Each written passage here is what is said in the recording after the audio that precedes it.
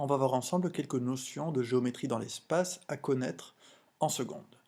La première chose qui va nous intéresser, ce sont les plans, ces surfaces planes infinies qui existent en trois dimensions. Un plan peut être défini par trois points qui ne sont pas alignés.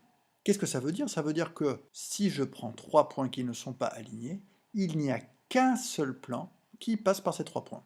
Donc, connaître un plan, c'est connaître trois points qui ne sont pas alignés dans ce plan-là. Une autre façon de connaître un plan, c'est de connaître une droite de ce plan et un point extérieur à cette droite.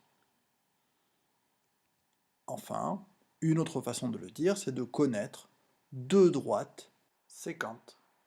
Si j'ai deux droites qui se coupent, il n'y a qu'un seul plan qui contienne ces deux droites. Comment peuvent être disposées des droites et des plans dans l'espace? C'est ce qu'on va voir. Tout d'abord, une droite par rapport à une autre droite. Comment est-ce qu'elles peuvent être disposées? Eh bien, il y a deux grandes familles. Il y a les droites qui se trouvent dans un même plan, on dit qu'elles sont coplanaires, et les droites qui ne se trouvent pas dans un même plan, on dit qu'elles ne sont pas coplanaires. Les droites qui sont dans un même plan, coplanaire, elles peuvent soit être séquentes, comme dans ce cas-là, les deux droites se trouvent sur le plan porté par la même face, elles se coupent. Ou alors, elles peuvent être coplanaires et ne pas se toucher, dans ce cas-là, elles sont parallèles. Autrement, elles peuvent ne pas être contenues dans un même plan, elles ne sont pas coplanaires. Il n'y a pas d'intersection. Un plan par rapport à un plan différent de ce premier. Si ce n'est pas le même, c'est que soit ils sont parallèles, c'est le cas lorsque les deux plans n'ont aucun point en commun. Dans le cas où les plans ne sont pas parallèles, ils sont séquents. Et très important, lorsque deux plans sont séquents, leur intersection, c'est une droite. Ça peut être très utile, c'est-à-dire que si je trouve un point qui est sur deux plans qui ne sont pas le même plan, forcément, il y a toute une droite sur cette intersection. Et une droite par rapport à un plan. Encore une fois, ça se range en deux catégories. Soit la droite et le plan sont parallèles. Il y a deux possibilités. La droite est strictement parallèle au plan. Il n'y a pas de point d'intersection. Ou alors un cas un peu particulier, la droite est incluse dans le plan. On dit aussi que la droite est parallèle, c'est un cas particulier. Et l'intersection, c'est toute la droite. Ou alors, la droite et le plan ne sont pas parallèles. Dans ce cas, la droite traverse le plan. Et là, elle le traverse en un seul point. L'intersection de la droite et du plan est un point. On vient de voir toutes ces possibilités. Voyons maintenant quelques résultats. Des petites propriétés qui sont très faciles à retenir tout d'abord sont les propriétés suivantes. Si deux droites sont parallèles à une même troisième, alors elles sont parallèles entre elles.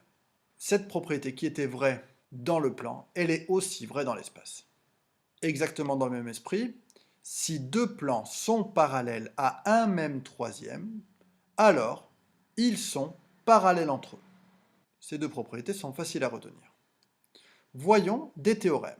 Premier théorème, si une droite est parallèle à une droite d'un autre plan, alors elle est parallèle à ce plan. Ce théorème sert à montrer qu'une droite est parallèle à tout un plan. Pour montrer qu'une droite est parallèle à tout un autre plan, il suffit de trouver dans ce plan une droite parallèle à la première droite. Deuxième théorème, si deux droites séquentes d'un plan P sont parallèles à un deuxième plan P', alors ces deux plans P et P' sont parallèles.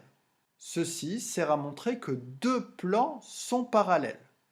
Pour montrer que deux plans sont parallèles, il suffit de trouver deux droites très importantes séquentes du premier plan qui sont parallèles au deuxième plan P'. Troisième théorème, si deux plans sont parallèles, alors tout plan qui vient couper l'un va forcément couper l'autre, et en plus, les deux droites d'intersection sont parallèles. Ce théorème sert à démontrer que deux droites sont parallèles. quatrième théorème, qui est aussi appelé le théorème du toit, parce que la figure, ça fait penser au toit d'une maison. Je pars de P et de P', qui sont deux plans qui se coupent, ils sont sécants.